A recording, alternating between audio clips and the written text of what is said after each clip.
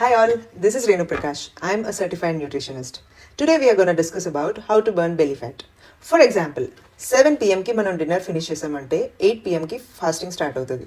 12 o'clock కి blood sugar levels normalise అయ్యి 2 am కి ఇన్సులిన్ లెవెల్స్ డ్రాప్ అవుతాయి. 4 am కి గ్లూకోగాన్ లెవెల్స్ అప్ అవుతాయి.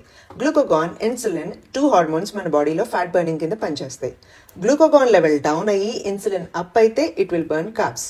ఇన్సులిన్ లెవెల్ డౌన్ అయ్యి గ్లూకోగాన్ లెవెల్ అప్ అయితే ఇట్ విల్ బర్న్ ఫ్యాట్. ఇదంతా when we had a proper meal. అలా కాకుండా హై కార్బ్స్ తీసుకుంటే ఇది జరగదు.